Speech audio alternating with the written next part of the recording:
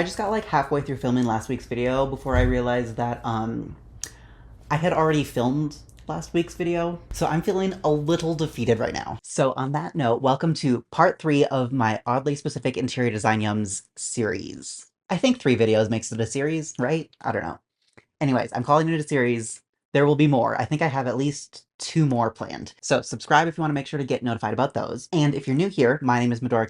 I use they, them pronouns, and I make videos about home design for girls, gays, and theys. So without further ado, let's get into more oddly specific interior design yums. This first one on my list is uplighting and indirect lighting, specifically behind a plant. There are many different types of lighting that are all good and fine and useful and necessary, but I feel like this one doesn't get talked about enough. You do have to make sure that your plant pot is big enough that it can actually like hide the can light from most angles, but as long as you aren't like seeing the actual light bulb, it'll be great.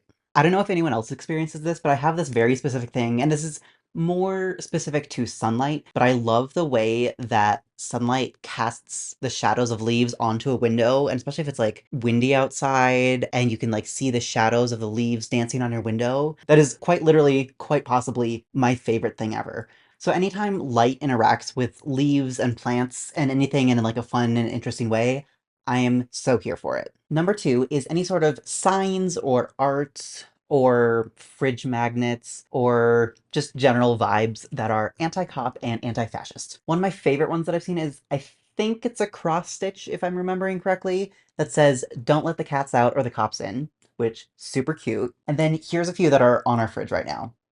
Very, very cute, very much the vibe. I don't think it needs much explanation, but again, the vibe.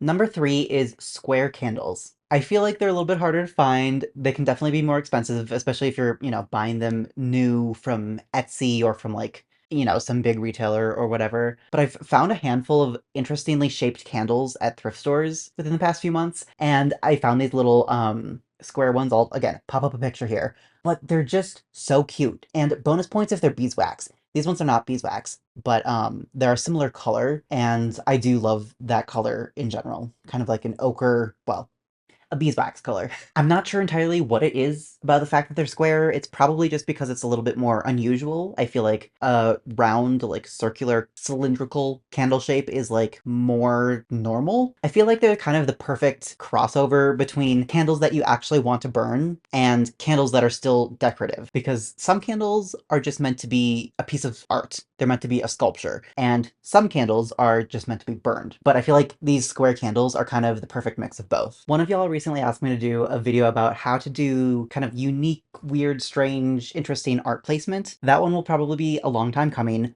But this next one, number 4, is art that's partially covered by a plant or a lamp. Obviously, you don't want it to be completely covered by the plant or lamp. You don't want to put like a small piece of art all the way behind it so that you don't even see it. But if you have either a larger piece of art that has like a plant or a lamp covering one corner, or if you have like a medium-sized piece of art that is kind of like asymmetrical and like off-centered-ish. I'll try to find some better pictures to describe what I'm talking about, because I don't think my awkward hand gestures are doing it. But number 5 is wood, especially plywood, that's stained this kind of like olivey, chartreusey green color. Especially for like cabinets. I'm pretty sure there's this one kitchen I'm thinking of in particular, and then I think there's also a cabinet, like a, I don't know, media console or something like that I've seen. And it's just something about it. I don't know where to find the stain. I don't know how to get this color, but I am in love with this. Number 6 is one that I have never heard anyone else talk about before, and to illustrate it, I'm going to describe a thing from my sculpture class. So in sculpture, there's additive sculpture and subtractive sculpture, and what that means is that sculpture that's additive is like you have some clay, and then you like add some more clay onto it, and you shape it, and you add some more clay onto it, and then you shape it. Whereas subtractive is the process of, say you have like a big block of marble, and you're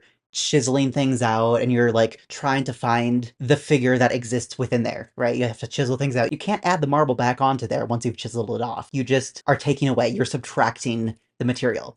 I want us to start thinking about interior design that way, because I feel like we tend to think about interior design as an additive process. You need to add a pretty couch, and you need to add a pretty coffee table, and you need to add pretty lamps. And that's not inherently bad, but I think that we tend to focus on this side too much and forget that this side also exists. We need to think about, what do we already have? What color scheme could I achieve if I just like take a couple things away? Is there a way that this space could be more functional if I remove a side table or an extra chair or an ottoman or something like that? Maybe one of your throw blankets on your couch really isn't contributing to the color scheme in any sort of like meaningful way, so you put it in the closet so that it's still there. It's right there. It's like 2 feet away, but you put it in the closet so that your color scheme is a little bit more cohesive. And this is similar to the coffee table point in the last video, where I feel like it's so much more effective and impactful to have one simple styled moment on a coffee table rather than it being just like full of coffee table books and bowls and candle holders and plants. It's a cliche for a reason, but sometimes less is more. So I really want to challenge you to go find one thing that just feels like, maybe without this thing, it'd be a little bit better. It'd be a little bit cleaner. It'd be a little bit less chaotic. The color scheme would be better. Like something. Go find one thing that you're going to strategically take away and just like put in a closet for now and see if you actually need it. What's really fun is when you start to do this with the rest of your life too, not just your home decor. And you start to say, maybe my whole life would be a little bit more cohesive if this type of food wasn't in my life, or if this specific person wasn't in my life, or if this specific job wasn't in my life. Stuff like that. Number 7 is rice paper lampshades, or really any sort of lampshade like that, where there's like a very thin structure on the inside and then some sort of translucent material on top that are not white and are not a perfect sphere. Now, I'm not saying they have to be some sort of like weird, globby, modern organic shape, but something that's like a unique shape that you don't see very often. But yeah, anything that's more of like a buttery, creamy, parchmenty kind of color and a unique shape, especially shapes that are more wide than they are tall, are some of my favorites right now. I might have mentioned this one in my oddly specific kitchen design yums video. I can't remember. But this one is dark wood cabinets, especially the lower cabinets, with either a single open shelf running the entire way around the kitchen, or upper cabinets that are the same color as the walls. There's just something about the dark wood that like is so earthy and grounding and warm and comforting and like homey, but also if you do a whole kitchen in that, it can be a little bit much. And depending on the style of the cabinet, it can look a little dated. So if you're trying to do like a kitchen makeover on a budget, if you have dated cabinets that are wood, I would say just either, if you have a big enough kitchen or if you don't have a lot of stuff, I would say remove the upper cabinets and put in a long shelf, or paint the upper cabinets the same color as your walls. Number 9 is having a completely random, completely useless chair that you design a whole moment around. Whether it's a chair that's meant to be a piece of art, or it's a vintage or antique chair, or just a random chair that you like the look of. This is entirely for styling purposes. This is not really functional at all, except for the purpose of making your eyeballs happy. Put a really pretty piece of art above it, maybe with like a little sconce, put a plant on the chair, like make a whole moment out of it and just like observe.